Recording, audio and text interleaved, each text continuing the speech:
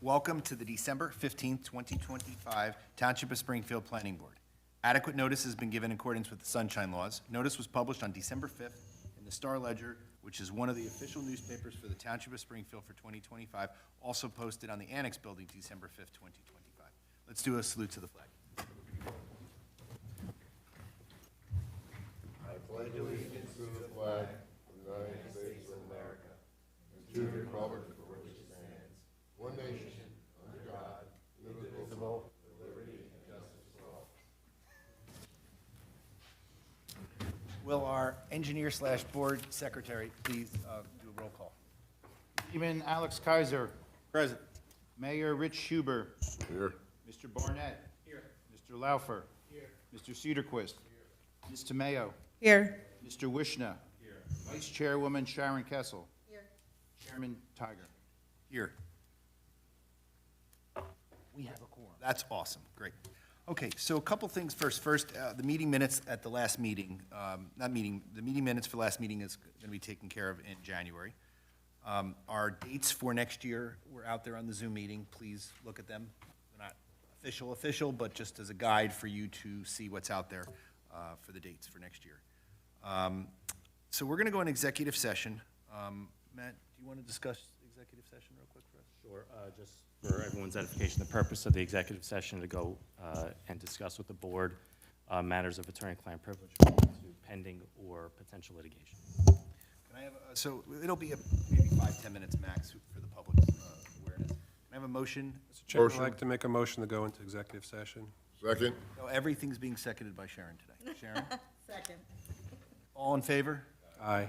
Anyone opposed? Yeah. I don't care. Okay, let's go into executive session. We'll come right back. Yeah, put this on mute.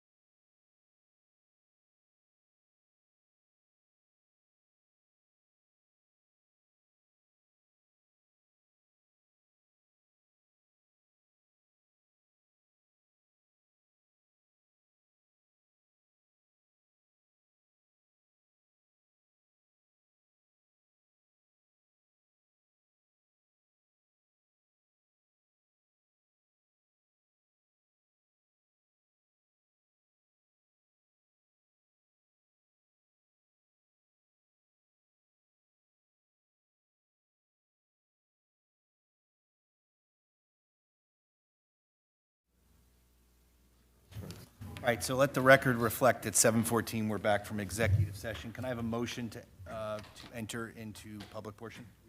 You did?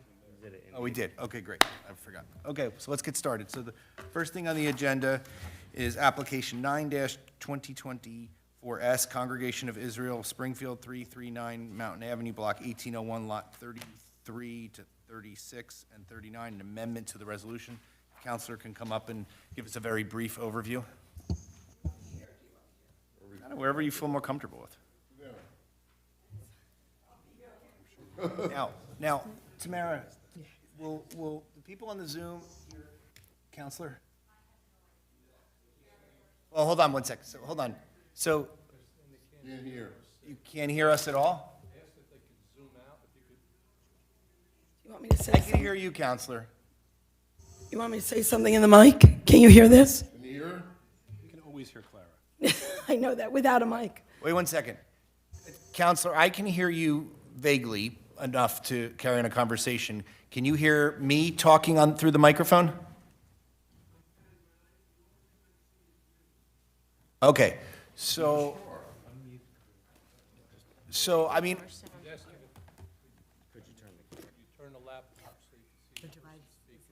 okay. Does it make it? So why don't we just keep on moving it between the two? It's probably the best thing to do. So,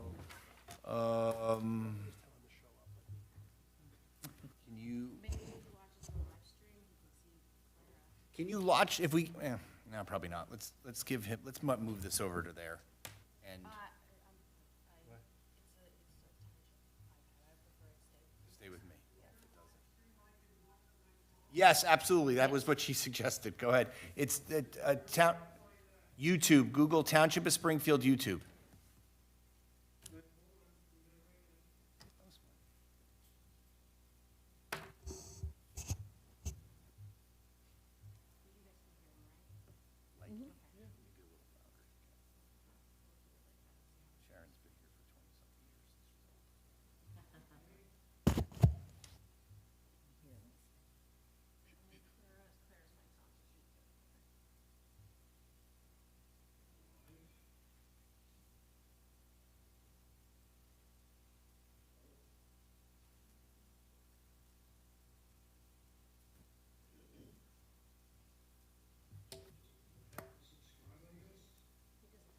You don't have to subscribe. No, you should just be able to watch it. Yeah.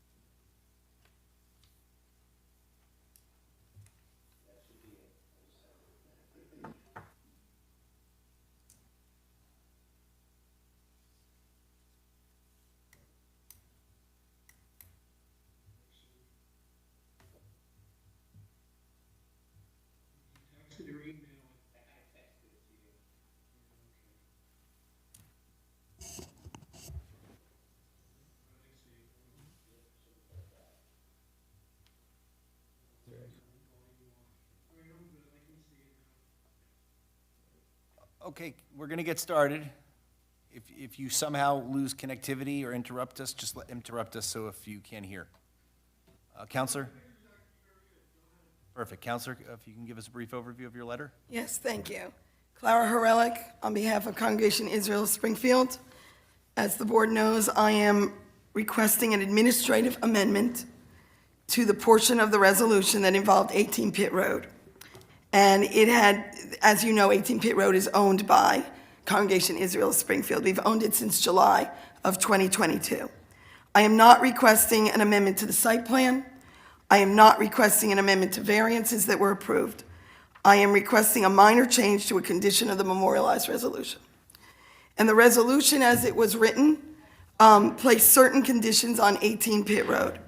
Specifically, that 18 Pitt Road cannot be developed in any way to create a driveway, a drive-through, an access road, a roadway, a parking lot, a pass-through, or any other way to access the synagogue. It further stated that the only persons permitted to access the synagogue through 18 Pitt Road are the residents of the home and their family. It's this condition, the residents of the home and their family as being the only ones permitted to access the synagogue through 18 Pitt Road, is what I find to be too restrictive. It prevents the owner's normal use of the property. Be advised that the amendment that's being requested is to modify that limitation on those persons being permitted to access to include invited guests of the home and those authorized through the applicant to park a vehicle in the driveway of 18 Pitt Road, which only holds between 3 and 5 vehicles, depending on the size of the vehicle. This modification fits appropriately with the normal use of the property. Invited guests would include someone visiting the home for a social reason or a business reason, someone staying at the home overnight or just staying at the home for a period of time that does not involve an overnight stay. And further, there can be an invited guest to a home by the owner of the property, even if no one is residing in the home. The current language overreaches and takes away the owner's rights to its own property. We recognize totally the concerns of the neighbors of 18 Pitt Road, well, we have 18 Pitt Road, of Pitt Road, and that the property should not be used as a driveway or a sidewalk for the entire congregation to access the synagogue by avoiding traveling around the block. The proposed language change in no way would lead to such an outcome. The proposed change keeps in place the listed restrictions. We're not asking you to remove creating a driveway, leave it there. A drive-through, leave it there. Access road, leave it there. Roadway, leave it there. Parking lot, leave it there. But remove or consider it a carve-out that it can't be limited to only a resident and their family that can use that 18 Pitt Road and walk on the property that we own. And about authorizing the cars, 3 to 5 cars, that would be in the driveway. When we do this, the words pass through or any other way to access the synagogue would not be included because that would be overly restrictive and vague. And you can use the language that I'm referring to that would then be tight. The proposed language change, as I said, in no way alters the intent of this condition. To not allow this modification actually would unreasonably restrict the use of the property. Remember, both properties, the synagogue and 18 Pitt Road, are owned by the same entity, the synagogue. And frankly, you could never put a restriction like this on anyone else's property. The restrictions being asked to be modified should never have been placed in the first place, to be honest, by the township. And like I said, no such restriction could rightfully be placed on any other private property. Just so that you know, the resolution also required that we give notice to our congregants about not using the 18 Pitt Road as a pass-through. As I stated in my letter, we put out a bulletin, goes to 310 emails, our entire membership, and we complied with that portion of the resolution. We had, I brought random samples, but just so that everyone knows, this is what our bulletin looks like.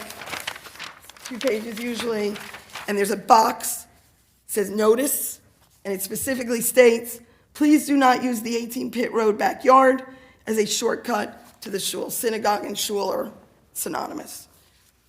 So in conclusion, again, we are not changing the way we're building the building. We are not changing the fact that you don't want to see a driveway, a walkway, a parking lot. We have no intention of tearing down or asking to tear down that single-family home to make a parking lot. We already were before the board for a minor subdivision and consolidation of the lots that we needed to consolidate. We are not looking to consolidate 18 Pitt Road into the synagogue property. It will remain a single-family home on Pitt Road. And for the reasons I stated, that is why I believe that this is an administrative amendment, a minor change that did not require notice. Thank you. Counselor, can you just go through the amendment issue where applicants come before us, whether it requires notice, whether site plans and so forth, based upon your review? Sure. Yes, you can use my microphone. So, most applications have to go through a notice process where they go through the 200-foot, they do a 200-foot notice at least 10 days before. There's a carve-out under the MLUL that does not require that kind of notice on changes that are not significant conditions to a resolution of approval that was otherwise memorialized after a hearing that was properly noticed. And so for this application, the planning board, we've reviewed that, and we do not believe that there was any notice issues with respect to this requested amendment. Thank you, Counselor. Okay, I always go to our professionals. Mr. Mistretta, I know you wrote a letter to the board dated today, December 15th. If you could just summarize it for us and tell us your thoughts. Sure. My office reviewed the application, the original application. We prepared a letter. I attended all the planning board meetings, listened to all of the testimony. I've read the letter from the attorney requesting this minor modification, and I conclude that we support the modification of the condition of the resolution as described in the letter. The modification of the condition of the resolution is in keeping with the planning objectives intended to be placed on the use of the existing residence located at 18 Pitt Road and does not interrupt or substantially change the site plan application where the variance is granted by the planning board. The board was very careful that they wanted to carve out this piece of property, subdivide it, and maintain it as a single-family residence. This maintains that. There's no improvements being proposed, driveway, parking lot, impervious coverage, or anything along those lines. So the intention, in my opinion, is continued, and we could support it. Mr. Disco, I know that this is not an engineering issue. Any questions or concerns? There's no engineering issue here. I think where I would anticipate an issue is from a code enforcement perspective. Is it remaining a residential use? That's what has to be codified in some fashion. So if I have people over my house and they pull in my driveway, it's still a single-family use. So nobody else should not have that ability. The question is the activity substituting for that type of activity? Is it becoming a parking lot or a cut-through? That's what you have to glean from the testimony, and I imagine from questions that are yet to come. Yeah, per our thing, the parking lot's off limits. Yeah. But, Counselor, can you address who's living there? What's the plan for someone living there if no one's living there? So forth. So that house was purchased back in 2022 to be the youth director / assistant rabbi house.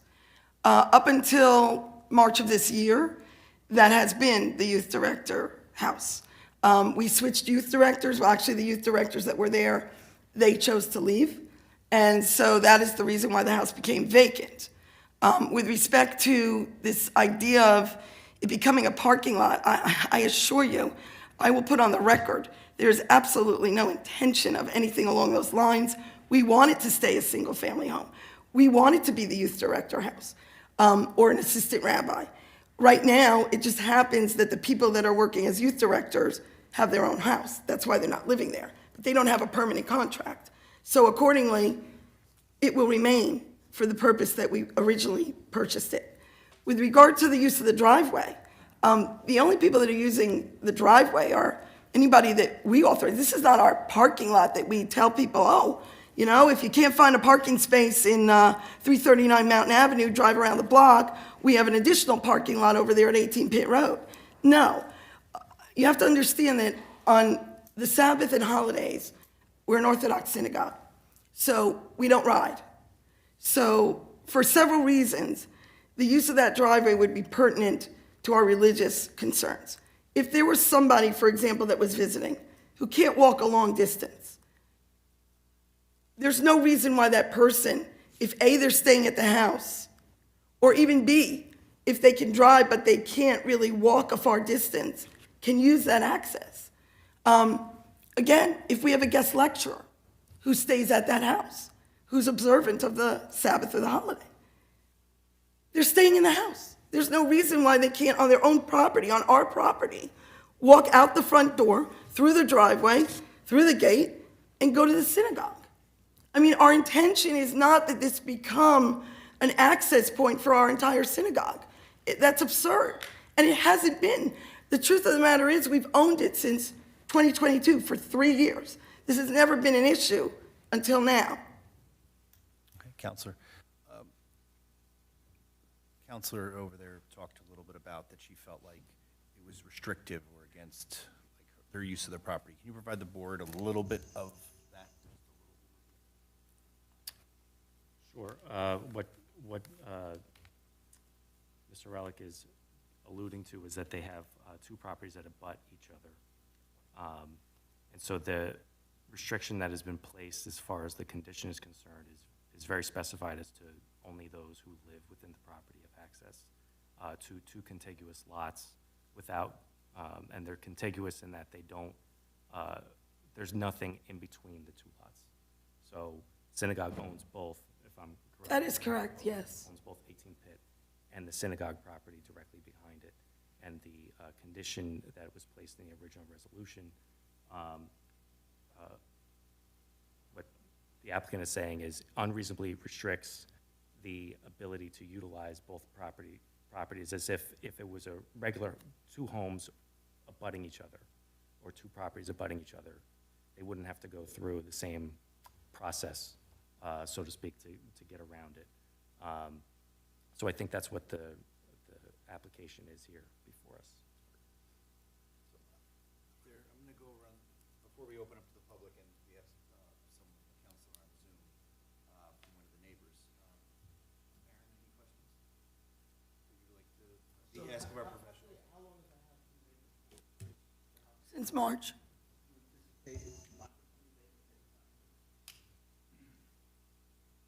We have I can't speak to the internal contract that we have with our youth director currently, but I can tell you that it's foreseen that a youth director will be residing in that house.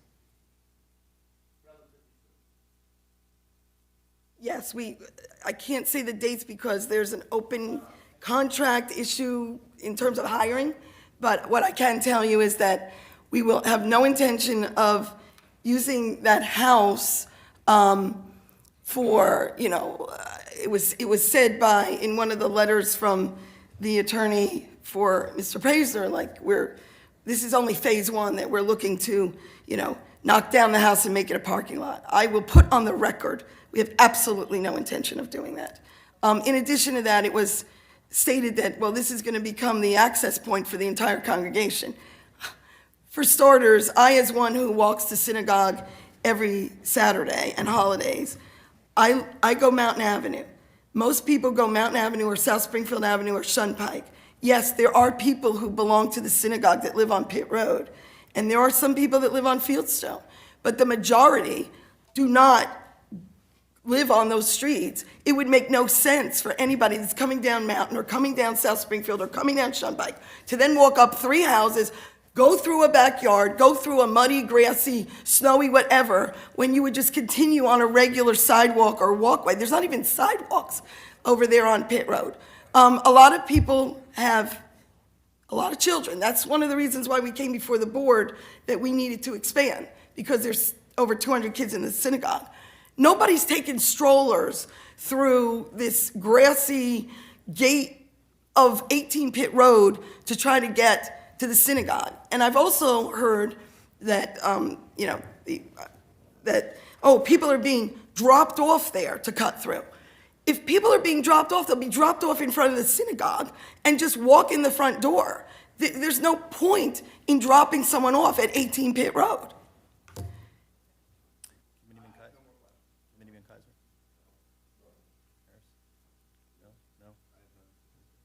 question. No, I understand your position.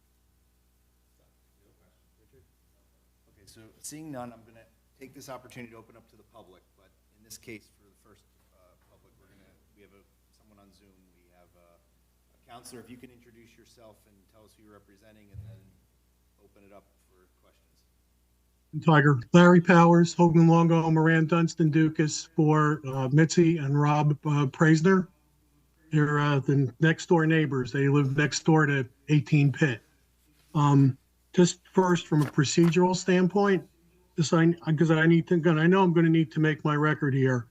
I think that what's being requested is a modification of a significant condition.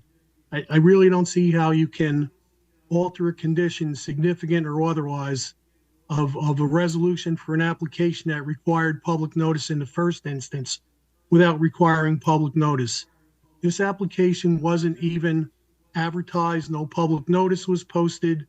I mean, to me, this is a stealth application, and the only notice we had of it at all was Ms. Horelik sent a letter on December 11th telling my client that, well, we're not required to give you notice, but as a courtesy, we want to let you know that we'll be making an application for a modification of the conditions to the resolution of approval. They didn't tell us what the modification was, notwithstanding the fact that the day before, they had sent a letter of December 10, 2025, the planning board setting forth the type of modification to the plan, to the resolution conditions that they're looking for. And basically, they wanted to be able to allow people who were invitees of whoever was living at 18 Pitt Road to use the gate to access the synagogue. I could tell you right now that the reasons that they set forth, number one, is that they wanted invitees of 18 Pitt Road to be able to use the gate. Well, nobody lives there. So there's no one who can have an invitee. The only person who could invite someone to use the driveway and to park there to access the synagogue is the congregation. And that's not what was said in the application. In the initial application, Dr. Smilo said there's over 200 kids in the synagogue. The building's too small to accommodate the youth groups on Sabbath and holidays. And the children either leave the main synagogue to go to the playground on site, depending on weather, or they meet in existing houses on lots 33 and 34, which was great. The only problem is the houses on lots 33 and 34 were demolished, so they're not there anymore. So the overflow space that they were looking for, 33 and 34, I mean, they created their own hardship by demolishing those houses. He testified that the proposal for the synagogue expansion would create 3 new youth rooms on the lower level and 4 new youth rooms on the upper level. And the quote, these new spaces would help create a distance from the sanctuary where services are sometimes disrupted due to the location of the youth rooms. It's like, yeah, the kids are too noisy when we're having a service, so we like them to have a space of their own. Well, basically, they're going to have a space of their own. They just don't have a space of their own right now because 33 Pitt and 34 Pitt have been demolished. And the reason for them wanting to use 18 Pitt, I think, is to replace the space lost for parking kids during services and events that was lost when those houses were demolished. And they say, well, the kids disrupt the services. Well, they disrupt a lot of things. They disrupt the peace and quiet of my clients' use and enjoyment of their home.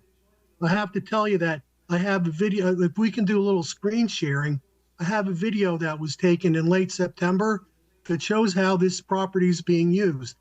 When there's a service, when there's an event at the synagogue, the gate opens and kids pour through that gate and they come to the house and they play loud music at the house. They run around the yard, they run in and out of the house. Like, in fact, it was almost ironic. The tape I'm going to have to play for you, the video, the music playing is I Don't Care. You know, my client had here, I Don't Care for 20 minutes with a bunch of kids running around next to his house that were not supposed to be there.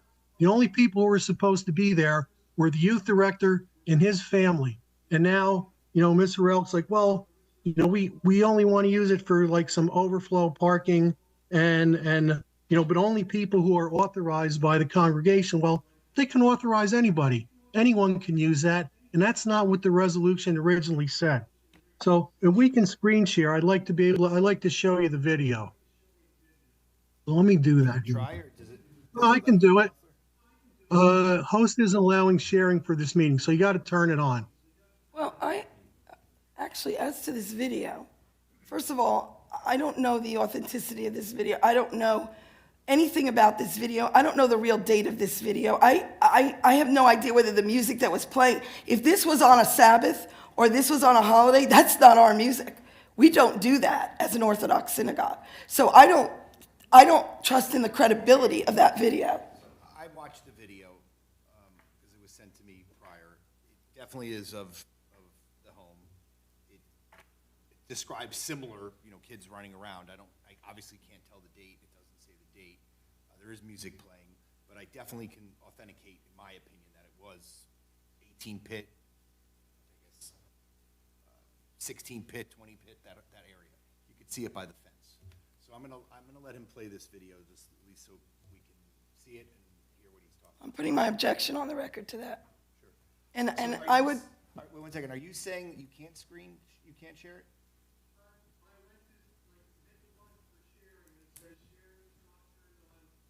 You just have to, in Zoom, you just have to allow him.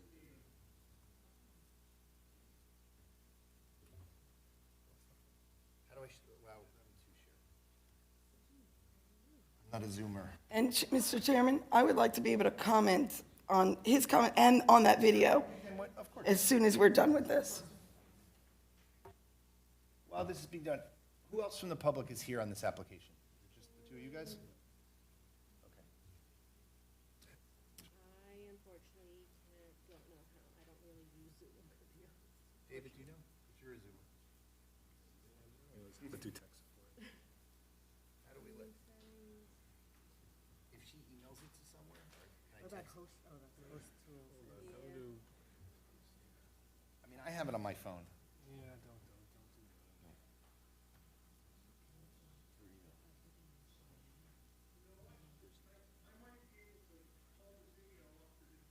that. Yeah, just do that. See if that works. Why don't we try that? I was gonna make him co-host and then he'd be able to do it. It's blurry. Take off your, Can't see it. No, yeah, so, take off your blur background. God, I wish people knew how to use technology.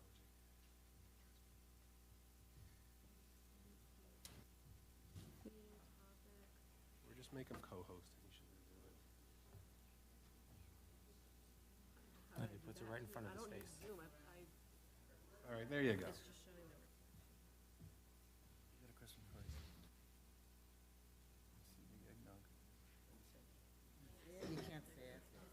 Oh, you can't see it. You can't do it.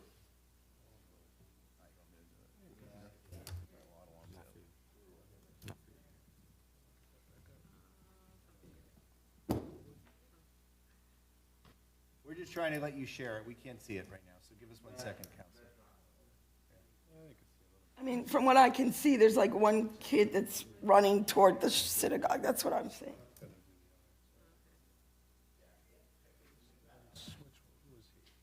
This guy, Rob?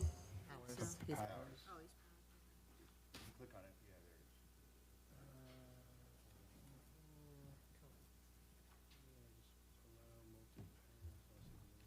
Allow to record your computer, no. I guess, no host? Ask him.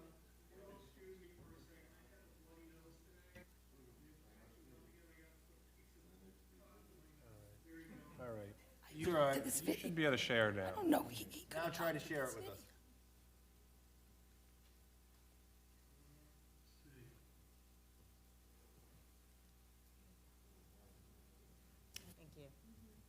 Thank you very much. Let's see if it works.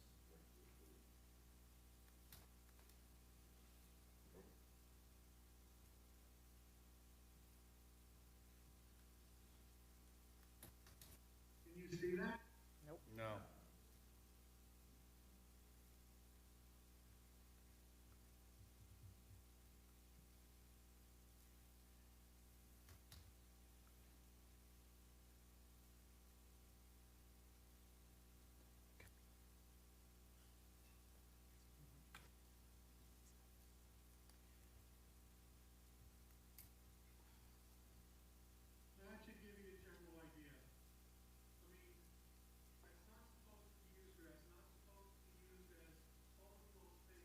We didn't see anything.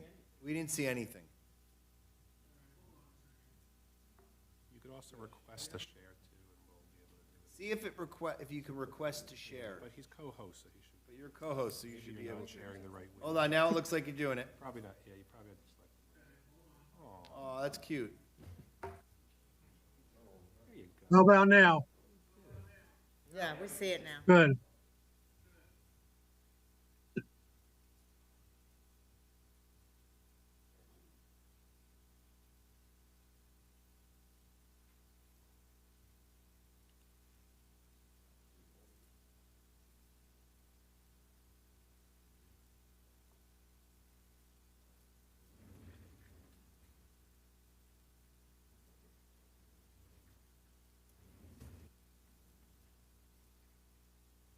All right, that's it. All right, we didn't hear it, but we did see it, at least. We were able to see it. Yeah, that's correct. I heard when I watched it.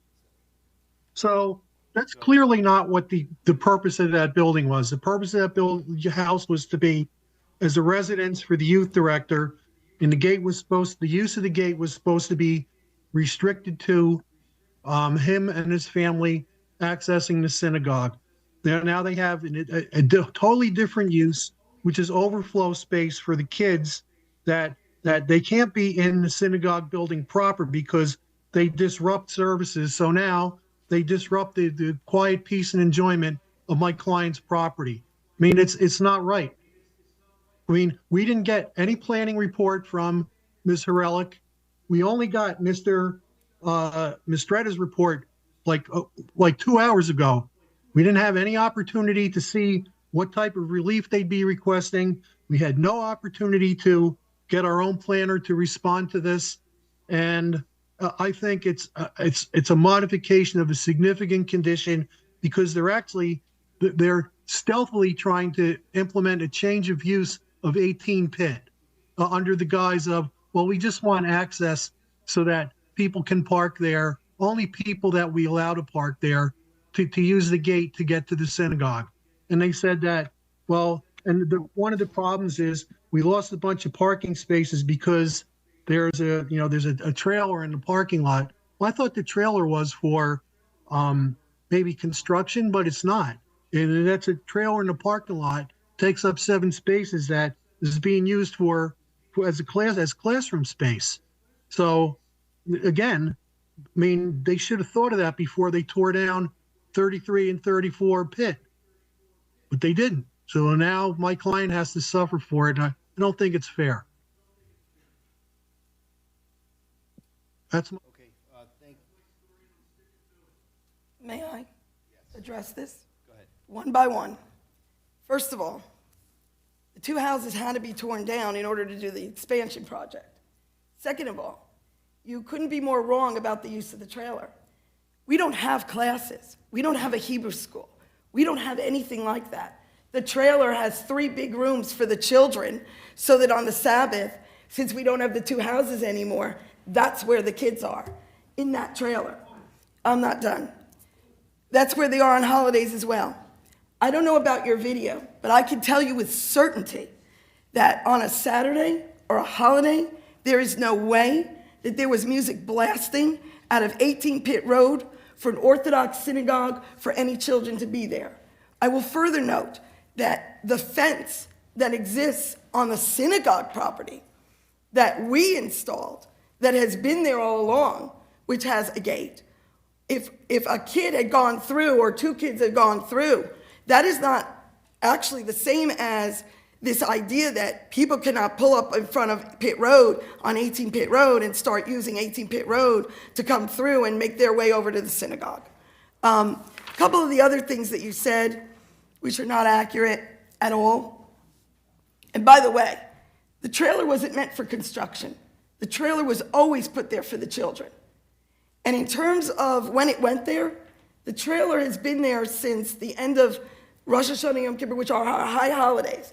And it was intended to be there before the high holidays, but it was a delay on the part of the trailer. So in the event that there might have been any children in that yard, there would have been a youth director there too. And like I said when I started this, just because no one's living there, we own it. That doesn't mean that we can't say the youth director can go in the house and go in the backyard. So that's completely false and inaccurate. And the idea that we didn't plan well enough, there's no way to expand the synagogue without tearing down the two houses. No way. And that was all approved by this board, as was the minor subdivision, as was the consolidation of those lots, which were all done properly and with the approval of Mike Disco, the engineer, who reviewed every meets and bounds, every legal description, and every piece of that. So everything has been done in accordance with the memorialized resolution to a T, including the notice about the backyard. Look, if somebody walks through your backyard as a private person and trespasses, it happens sometimes. You can't control it. We're doing everything we can to have controlled the situation. If a stray person goes through and we know about it, we talk to them. But the idea that we are changing the use of 18 Pitt Road to be a daycare center, to be a Hebrew school, to be any of these things, to be the overflow of our children is completely inaccurate. Any other members of the, On a regular basis, kids running through the yard and in the house. Mr. Powers, we're not going to do a back and forth. Sorry, but I would, your time. I would just like to add one comment, but, all right, but the gate is not on his side of the property. It's on the other side. there's other members of the public, I want to give them opportunity to speak. Any other members of the public wish to speak on this modification of 9-2024S?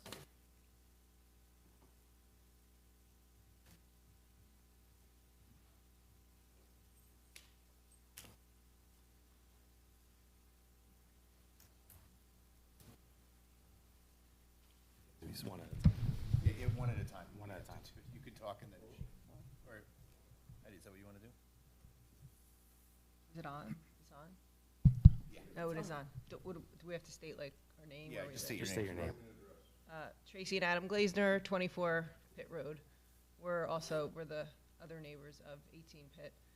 I mean, we don't really have any specifics. The only concern that we would have is, right now, the request for this amendment is happening now, and what's gonna happen down the line? Are there gonna be more requests for amendments for the property, change, for the use to change, how it's gonna be used? I don't know. We stood up here about a year ago with concerns about it, and it took a year for this to come up all of a sudden. And now, that's just what our concern is, like, going forward, what's it gonna be next? That's kind of basically where where our concern is. We don't, having people, cutting through and using the property to get to the synagogue because it's shorter, that's not what the property should be used for.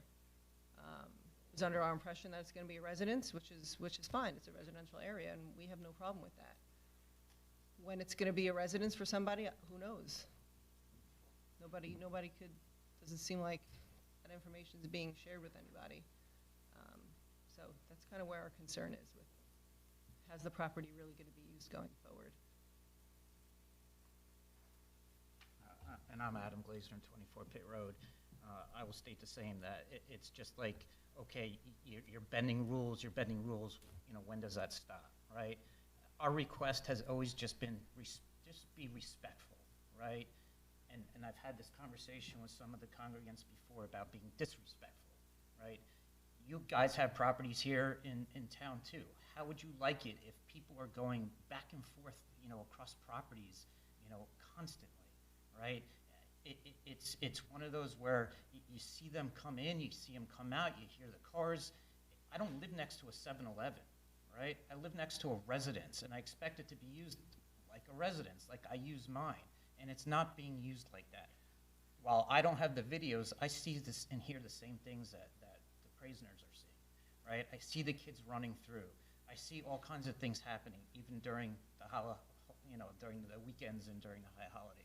It's not limited to, whatever. It's happening all the time, right? And I've had conversations with Dr. Smilo in terms of what people are doing, and I feel like I've been lied to, right? He's telling me, I've had a conversation with him over the phone where he's telling me people will park there, right, as a guest. They'll walk down the street and walk around, right? Some of them do that. Some of them are respectful enough to do that, but others are not. Some of them are parking there and walking through, and you see it constantly. You hear it, right? You see it, they're constant, and then they argue with me, right? They argue with me, and it's against what was told to me, right? It's against, right, what we knew the resolution said, which is it shouldn't be a cut-through. So now there's this little bending of it, right? This little bending of it, and then it's going to become more, our concern is it becomes more and more and more, right? We worked hard for what we have in our property and where we live, right? And it seems like that's being taken advantage of. We're okay with the building us. We understand what the congregation is trying to do, right? But be respectful of us, right? We're supposed to be part of a community, and we feel like all these little things are going to add up, okay? I feel like 6 months from now, a year from now, we're going to be back here with another little bend of the rule, and then another bend of the rule. And before you know it, what's the property next to me? What becomes of my property, right? That's a concern of ours. We just asked you guys to be respectful, and there's not that respect at this time. I feel like we're being disrespected over and over again. Thank you. I would like to be able to comment to that. 1 second. Any other members of the public wish to speak on application 9-? Sure. My name is Robert. Go ahead. My name is Robert Praisner. I live at 14 Pitt Road. Okay, few things. It's not just the 3 or 4 cars that she mentioned that park in the driveway. People park in front of my house and then they walk to that house and go through. They don't go and walk around. So it's not just when she says, quote unquote, oh, it's just the people that go through the driveway. No, they park on both sides of the street and then they walk through. I know the Glazner's there, not to get off topic, but they walked on her property. I've had people walk through my gate by accident. No problem, no big deal. But people from the temple come here from other towns. They don't know which gate, where to go. Oh, I had a guy asking me the other day, is this the gate to the temple? I said, no, you got to walk around. So there's other people that come here, and I don't know where they come from, but they use the congregation, and they don't know the rules, and they walk right through my gate. So that's the problem too, okay? And they're not, these kids, I don't care what you say, they're not being attended by. How it works is the older kids take care of the younger kids. There is no youth director in there, okay? They're all over the place, and the issue of the resolution never mentioned, we never said anything about a parking lot or being turned into a parking lot. Our whole resolution was we do not want people walking through the yard. It wasn't a parking lot. It wasn't a driveway. It wasn't trying to build a daycare.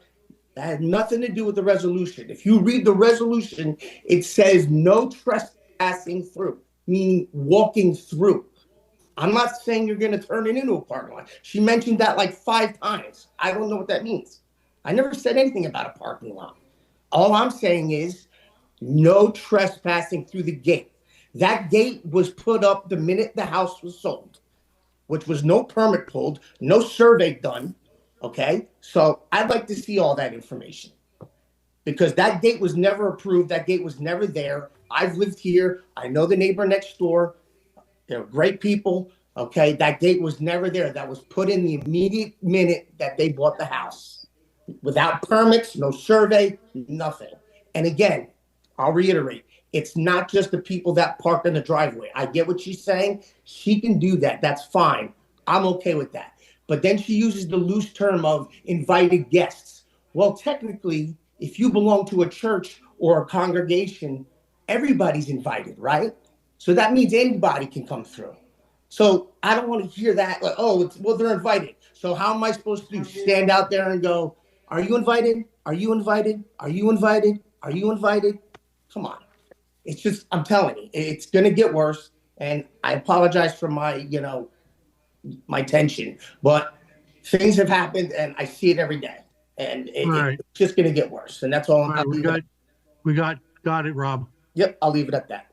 All right. Sorry. Good.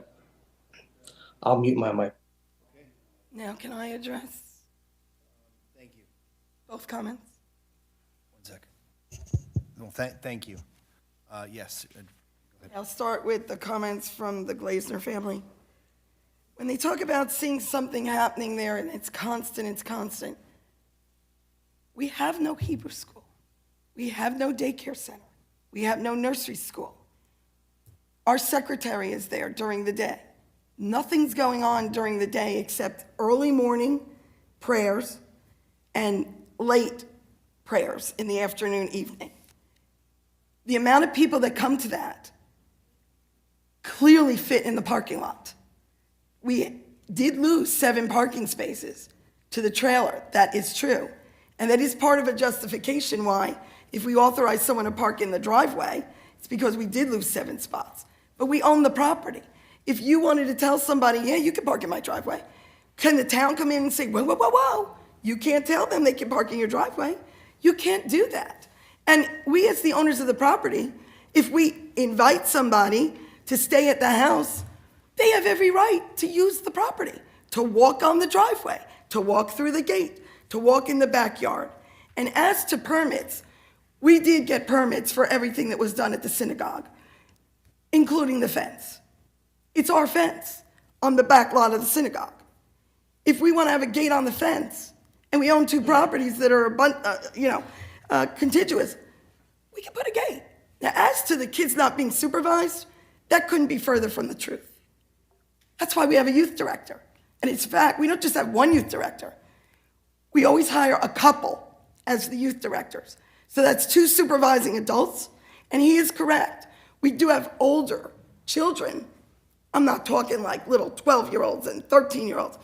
We're talking mature children who also assist with the children.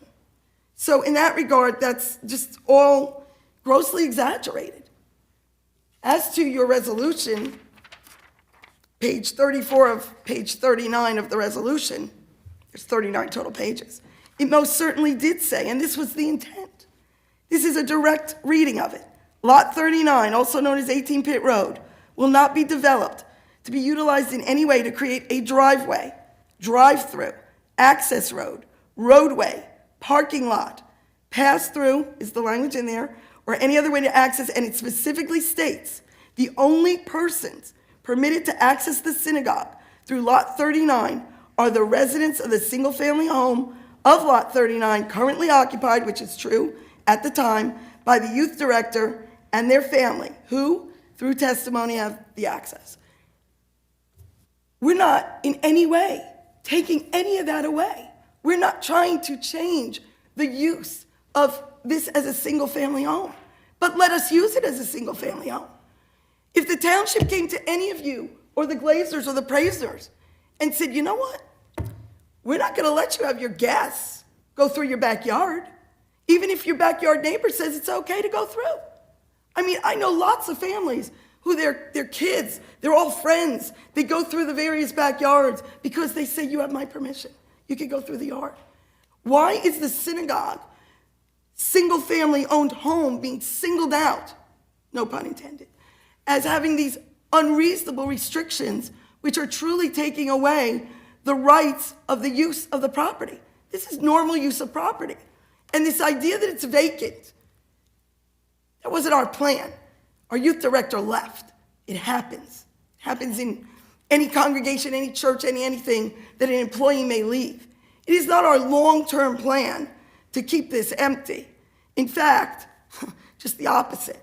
We're dealing with that issue internally with the synagogue now, in terms of, future of the youth directors. However, if I own a property and it's empty, I have every right to say, my best friend can go stay there. You can go stay there. I own the property. This idea that because no one's residing there at the time means nobody can step foot in the property is absurd. And lastly, you know, if anybody was disrespectful, I will apologize on their behalf. I don't know what's happened there. I don't know about that. Overall, I've been in that synagogue since I was a little kid, and it's been my experience that it's a very respectful synagogue. We've been certainly respectful of the community of Springfield, and, you know, no ill will to the neighbors. Again, that's why I'm saying, keep in all your other restrictions, but the one that takes away our rights to use the property in a normal way, that should be gone. Thank you, Counselor. So I think we, the board, have to decide, and I want Counselor to opine. I think one more person from the public wanted to talk. Oh, okay, sorry. Any members of the public? Josh Smilo, 57 Redwood Road. I'm the president of the synagogue. I just want to address one point. They keep on using the word constant. The only time cars are parked there are on a Friday night for our services in the driveway. We can't move them till Saturday night. No one touches the cars. Cars are never parked in front of Mr. Prazer's property, and everybody knows who Mr. Prazer's property is in our temple. You can't leave a car parked overnight. There's only 2 people that drive to our shul on a weekly basis. One is 100 years old who was moved to a home, unfortunately, and one guy has been a member for over 20 years. He parks right in front of the stop sign, and he goes into our glass doors, the front doors, every week. There is no one that parks in front of Mr. Prazer's or Mr. Glazner's house, and everyone in our shul knows where 18 Pit is. So they don't touch these cars or go into the driveway, and we're only using them pre-Shabbos and post-Shabbos. Sabbath. That's the only time during the week this is used. So I don't understand where constant is. No one during the week is used because nothing's going on in our temple during the week except for times for prayer in the morning and the afternoon, and we have our parking lot for that. That's all that is. I just want to address that one point. Thank you. I just have to clarify something that was said by Dr. Smilo. It is not completely accurate that nobody has parked in front of Mr. Prazer's house or Glazer. If there is, for example, a special event, a bris, something along those lines, and there is not enough parking, anybody can park on a public street and then walk around the block like they do and go. I mean, funeral. Today I was at a funeral in our synagogue. There may have been overflow onto Pitt today. I don't know. But those are the times that, yes, it's true. There may be something going on at the synagogue that there's overflow. Like since where I live, if I can't get a spot, I'll park on Mountain Avenue if it turns out that there's a special event or something that our parking lot is full. But that's an overflow on a public street, an event that has nothing to do with 18 Pitt Road. Yeah, you just can't park between 2 and 6 a.m. Well, and nobody does. And that's the other reason, because on the Sabbath and holidays, you can't move the cars. Hence, the 3 to 5 cars in the driveway. Okay. Any other members of the public? Seeing none, I'm going to close this matter to the public, and I want to have a discussion with the attorney and have the board. So are we, if we don't remove this condition, are we taking away their rights from this, is my question. Are we hurting, like, give us some idea to kind of help make the decision. I mean, it's arguable, yes, that's going on. That there's a restriction on their ability to use both properties. Now, if they're agreeing to a certain restriction, then that's what's going on. That's what they're applying for. Okay. Aaron? Any questions, concerns? Committeeman Kaiser? Mayor Huber? Billy? Richard? Someone talking over I think she's saying that they don't know what's going to happen over time. I mean, this is now. I don't know who's talking up there. I'm not muting because then they can't hear. So I'm gonna leave it on, I don't want them to say.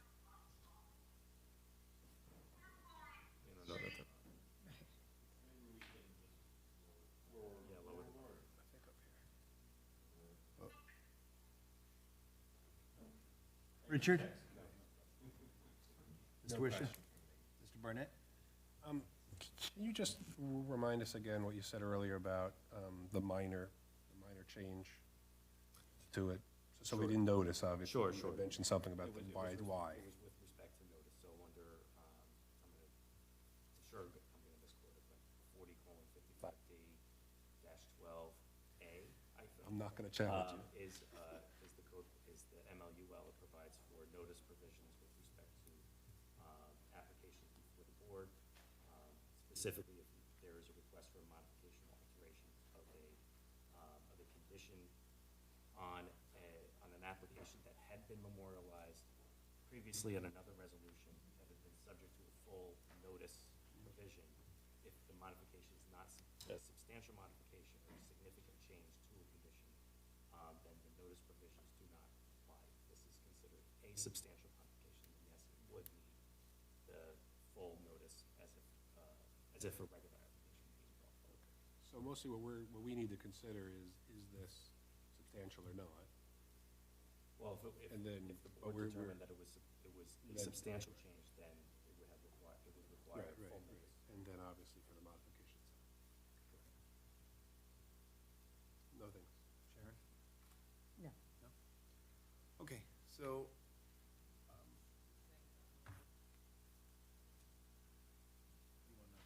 Or do we want to, I can't hear do anything. we even want to let It's them? not, but we're done with public comment, so.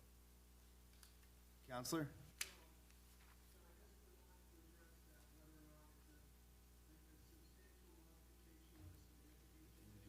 Yeah, but we've already.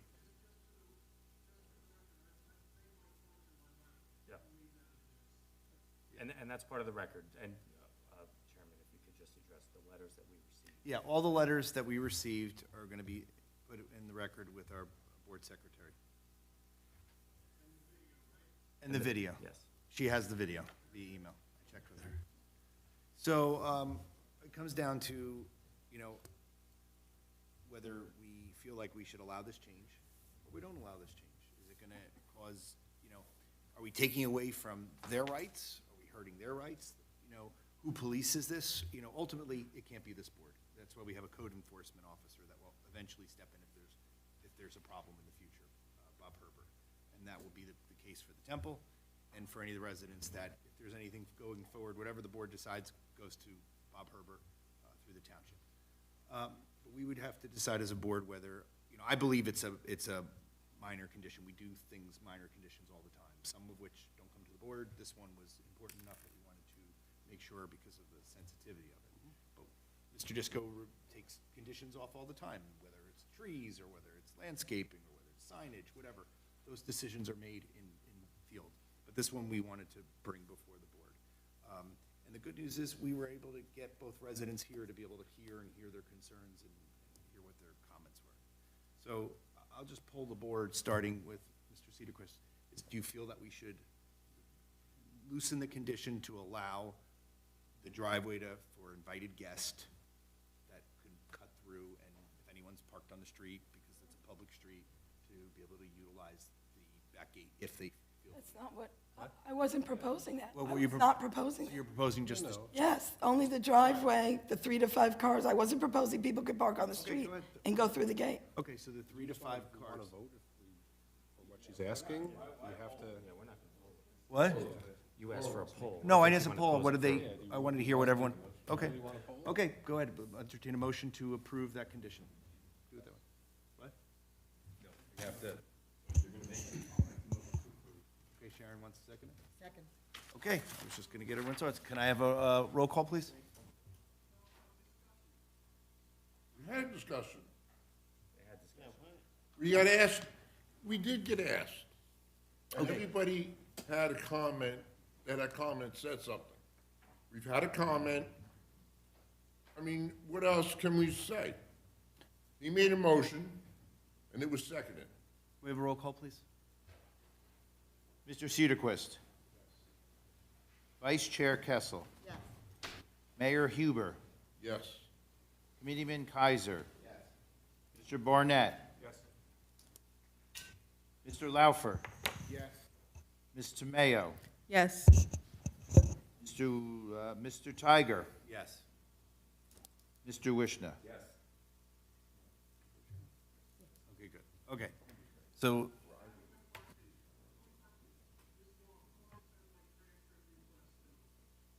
You just Jen, Ms. Law's not here tonight, but if you email Ms. Law, when the when the meeting minutes get published, she'll send copies of everything. And it's a video. The video will be on YouTube tonight anyway, so you'll have a copy of it anyway.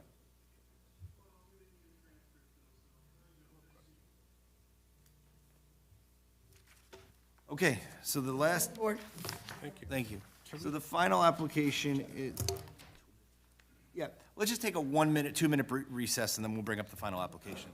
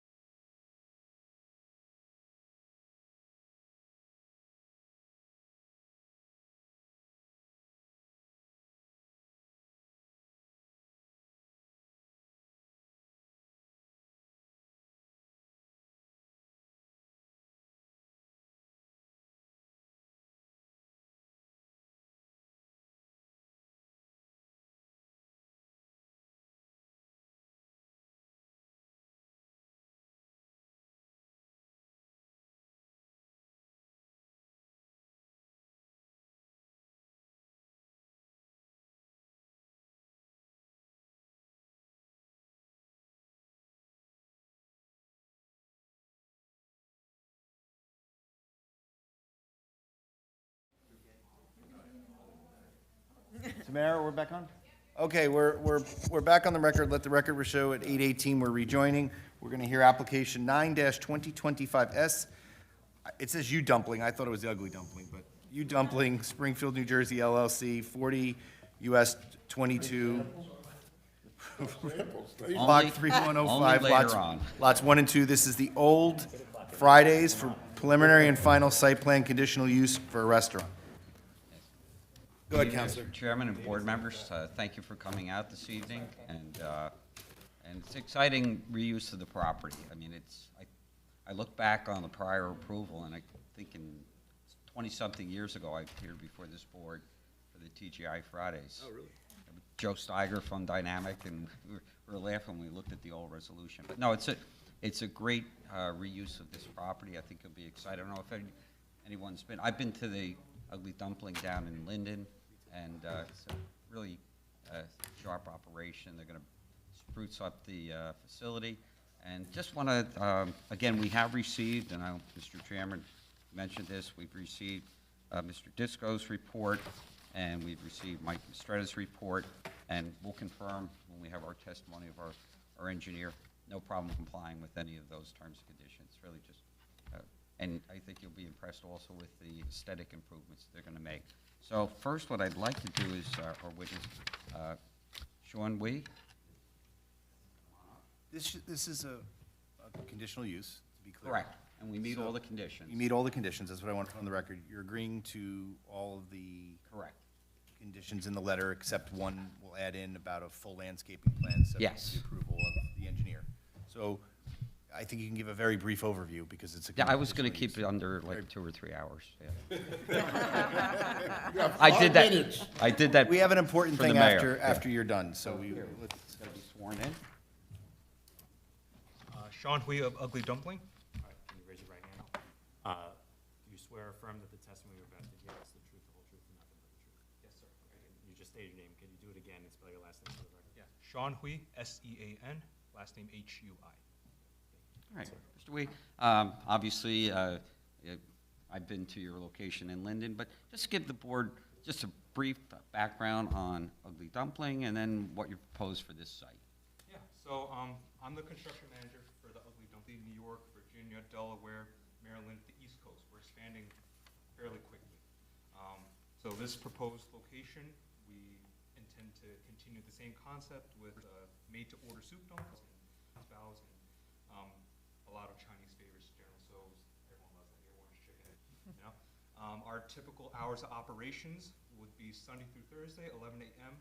to 10 p.m. Fridays and Saturdays we'll have an extended 30-minute into the evening, ending at 10:30. Our number of employees to start would be 60 to 70, but after attrition we would have 40 full-time employees, 50 to 60 total employees. If they're not there, they're all at the same time. Oh, of course not. You know, Yeah. I don't know. Yeah, that would just be over the course, like morning shift, later shifts as well. Yeah. Deliveries would be in the rear of the building, 2 egresses in the back behind the building that would be used for loading and deliveries. We expect food deliveries and kitchenwares and deliveryware items every 2 to 3 days. Depending on the vendor, it would most likely be placed in the morning, but some vendors come later in the evening. Delivery vehicles would be box trucks, no trailers, no semis, and trash pickups would be conducted by a private pickup company every 2 to 3 days. Okay. And on behalf of ownership, just to confirm, and I know that Mr. DeWitt will testify as the site engineer, but you've had an opportunity to review the Harbor Consultants report and the MDisco Associates report. Any problem complying with any of those terms and conditions? Everything's peachy keen. Good. And again, you're going to be making not only landscaping improvements to the property, but aesthetic improvements to the building. Correct. Okay, and I know we have some renderings to show. So, all right, no further questions, Mr. Chairman. Perfect. Any questions from the board on this witness? No? Seeing none. Enjoy, take your seat. Okay. Let's, the engineer to kind of talk to the parking lot being repaved, some of the Yes. landscaping. Yeah, Matt will take the us through that. facade, the sign, and then I think we'll be good. We could share. We just have you sworn in. It is called Ugly Dumpling. Yeah, does everyone have? I'm a swear. Yeah, go ahead, swear him in. Raise your right hand. Do you swear or affirm that the testimony you're about to give is the truth, the whole truth, and nothing but the truth? I do. Okay. State your name for the record and spell your last name. Sure, it's Matthew DeWitt, D-E-W-I-T-T. Thank you, Mr. DeWitt. Okay. All right, and Mr. DeWitt, if you could please give the board brief of your credentials, area of expertise, license you hold, and whether you've been accepted as a professional engineer before the boards or courts of the state of New Jersey. Sure, so I am a professional engineer, licensed in the state of New Jersey. My license is current and valid. I've testified before Union, Piscataway, New Providence, Somerville, similar boards in the area. Worked on the Chick-fil-A right on the same island on 22, specializing in land development, site civil engineering. Probably shouldn't have brought up the Chick-fil-A. No. Just to be clear. But it's okay. Well, anyone concerned, I think we can accept him as a qualified witness. Great. All right, so, Mr. DeWitt, if you could take the board through, and again, Sure. additional use, confirm we meet all the conditions, which I think Mike and Mike already indicated that, but then just touch on the improvements that are going to be made to the existing site. Great. Yes, so as previously mentioned, this is the former TGI Fridays restaurant site, right in between the eastbound and westbound lanes on Route 22. For the record, the address is 42 Route 22 in Springfield, New Jersey. Block 3105, lots 1 and 2, so it is a combined property consisting of both lots. The total area is 87,323 square feet, which is 2.01 acres. We are located in the HC Highway Commercial Zone District, and as previously mentioned, restaurants are a conditional use, which the applicant will be complying with all conditions of that use. Under the proposed condition, we are planning to utilize the site as it exists today, as far as its layout, number of parking spaces, zoning criteria, signage. They're going to rebrand the same 2 pylon signs that are on the east and westbound lanes, as well as a wall sign, as you saw in exhibit, I guess we'll call that A1, which depicts how the facade of the building will be improved. Do all the signs fit within the same height and width? And Yes, correct. variances? Yep. One thing with the pylon sign, one of the things we've been trying to do as a board is use like nice brick around it in order to, and we just did it with Staples, we've done it on Morris Avenue. One of the things which I'd like to discuss is if we allow you to keep the same height, not change it. Got it. To get that nice same look and feel that we have, we're kind of raising the bar. So it would be, Mr. Disco can work with you guys on that. I don't have a picture of Route 22, but Mike, maybe you can describe the sign, like how they made it with nice brick. Is it like landscaping kind of on the base? We essentially took, I'll call them metal or steel pylon supports and wrapped them with landscaping block to remove what would be a rusted thing or potentially rust in the future with landscape block that matched. I mean, I think as I understand it, they're going to show us something on the pylon sign. We could react to it then. Okay. But certainly, I understand the mission. Yeah, to meet up like more uniformity on 22. Yeah, it sounds like the applicant is agreeable to work with. You didn't submit this, correct? This is A1? A1. This is A1. So we're agreeable to work with the board professionals on some additional improvements to that sign. Perfect. You can keep the same height, even if it has to come down to put up a nice sign, I'm sure the board would be comfortable with the same height. But we would make it like more uniform. You look on Staples on Route 22 or the Got it, okay. Bottle King, when you leave here, if you go right on Morris Avenue, Morris and Mountain, there's a shopping center, General Green. That was something similar to kind of make it more uniform is what we're trying to do. Okay. Go ahead. Got it. As far as site improvements, I mean, really the idea is to just freshen everything up. We're going to mill and repave the parking lot, new striping. We're going to rebuild the accessible ADA parking out in front of the restaurant, which in today's condition is not compliant, so we're going to dig that up and replace it. Same number of stalls. But besides that, it's all going to be mill and repave for the rest of the site. The same 154 parking spaces will remain in the proposed condition. Drainage, lighting, You putting EV?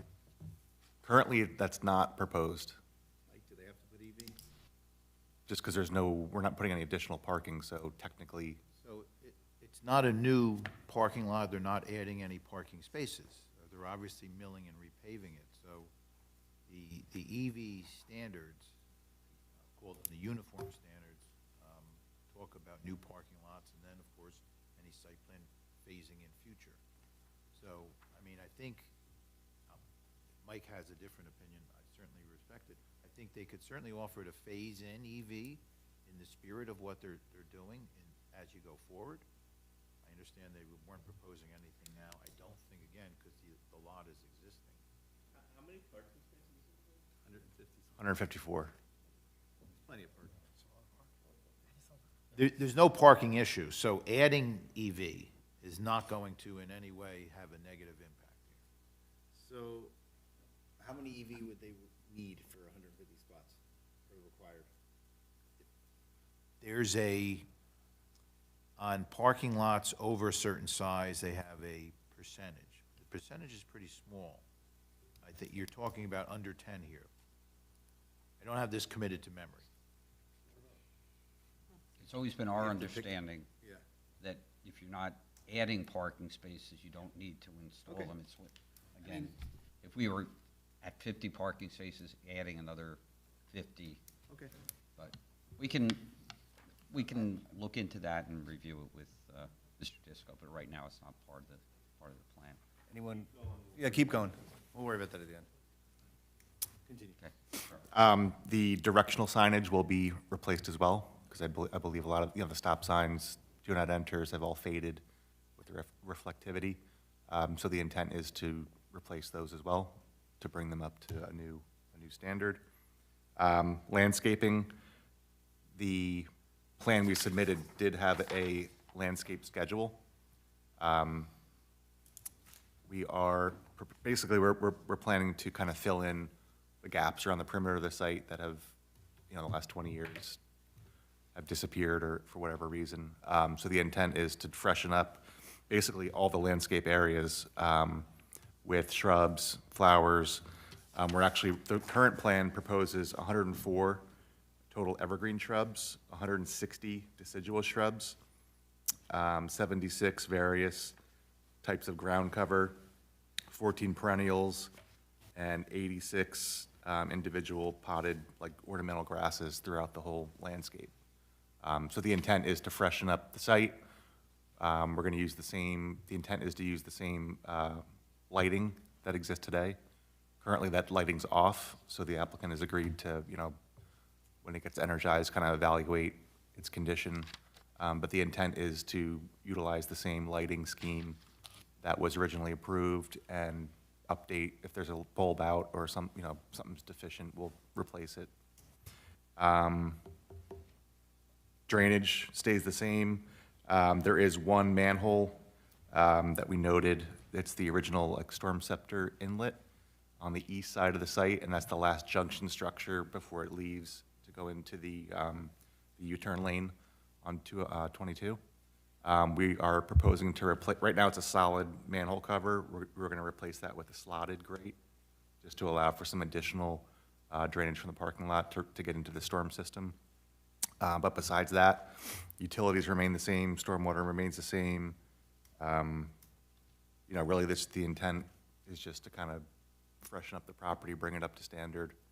And then lastly, what was just passed around is the architectural rendering that was prepared by Ugly Dumpling, which basically consists of the building will be painted and the red awnings will be red fabric awnings over the windows, which I believe is pretty similar to what exists today. There'll be 3 facade signs that we just discussed, same size as what was with the Fridays, as well as the pylon sign area.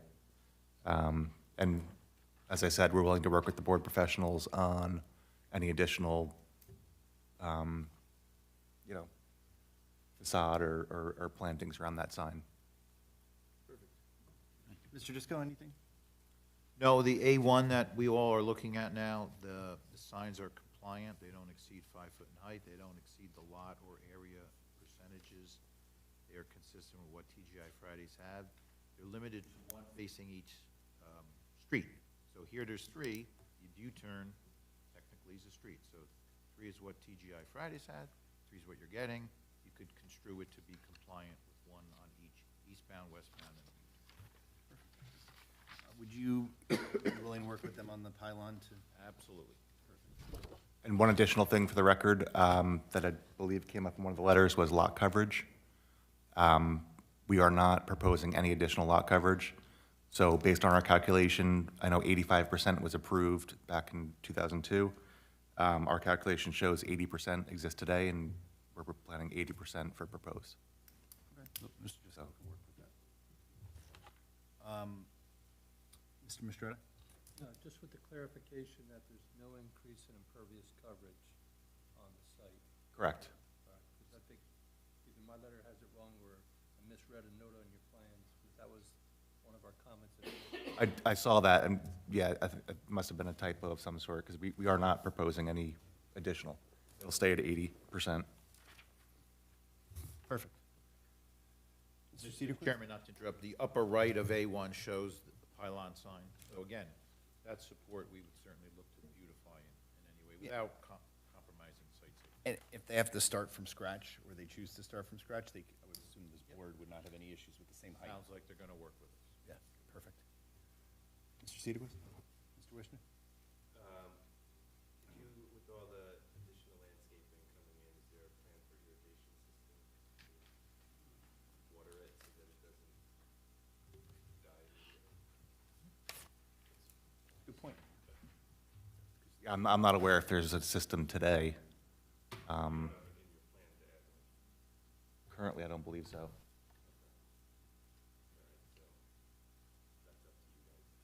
Well, so we have, when, I believe, they have they have to maintain 2 years, you'll inspect it in 2 years, so if it's not, they'll have to replace it.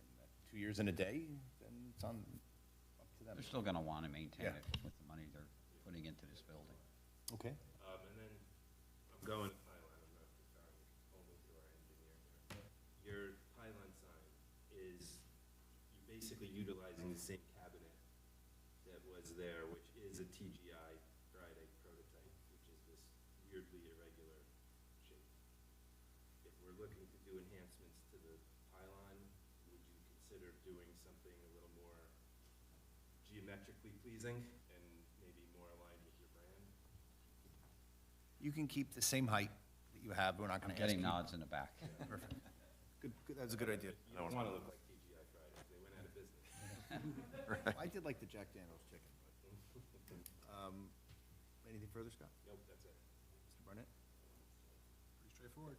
Ms. Kessler? No questions. Julie? Mayor? Are they gonna have a liquor license there? I know there's liquor license, oh, you are? I'm just wondering. Yes. Getting a nod, yes. Yeah. Okay. Committeeman Kaiser?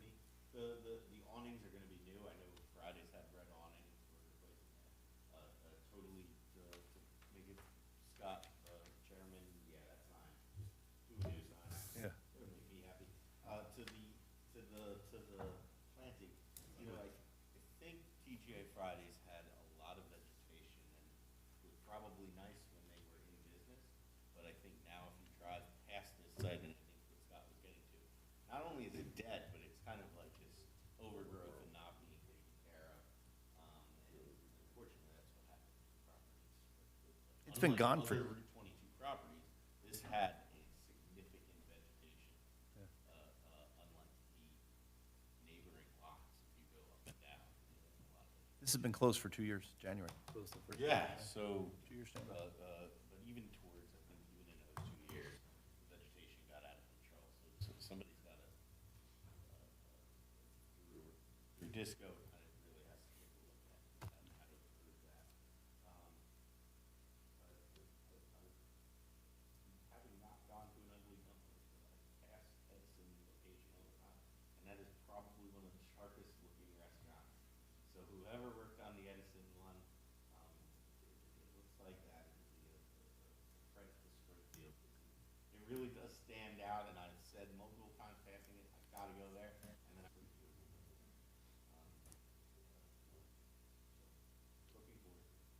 I just want to add that landscape, have landscape that companies that they hire to maintain their locations and stay on top of making sure they look great. Aaron? Nothing? Any members of the public, anything further? No, nothing further. Any members of the public wish to speak on 9-25S Ugly Dumpling Springfield? Seeing none, I'm going to close it to the public and remand it back to the board. It seems straightforward.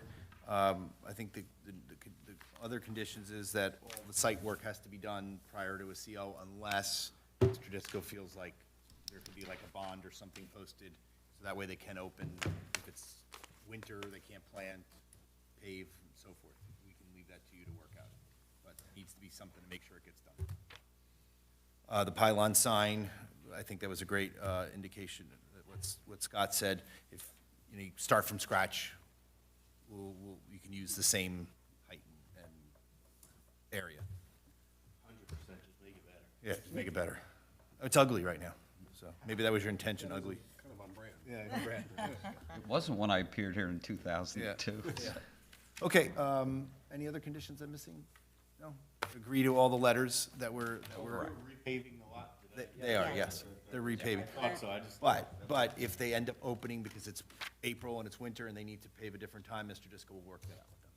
I don't wanna hold. As long as that's in the, And striping, hairpin striping, I think we're gonna pass the EV since they're not putting any additional things.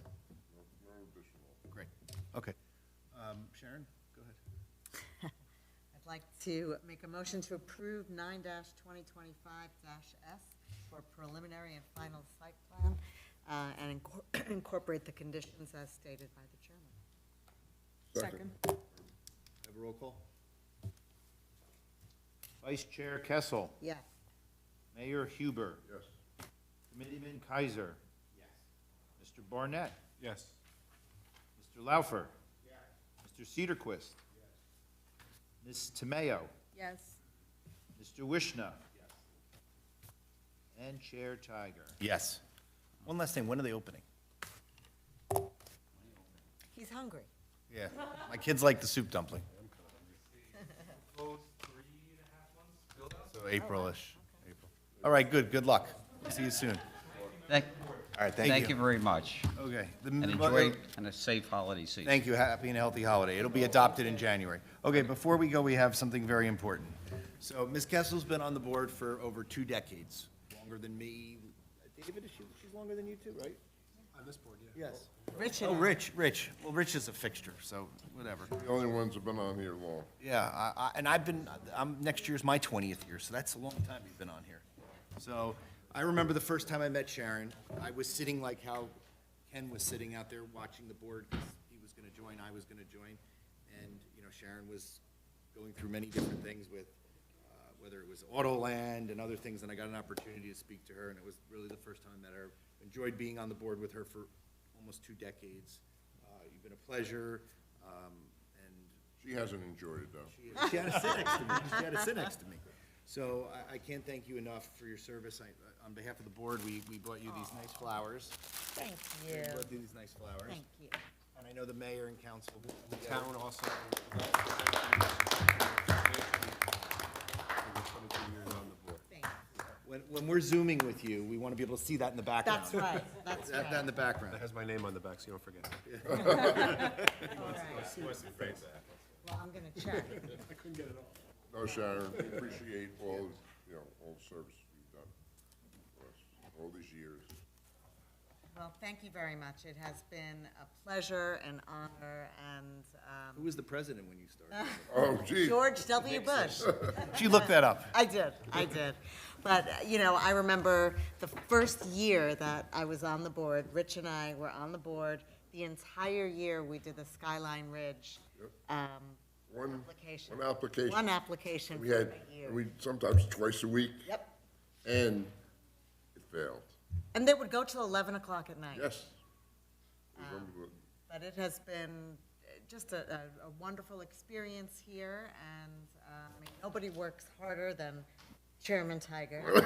So, and that is, it's been a pleasure to work with you, and, David is the voice of reason.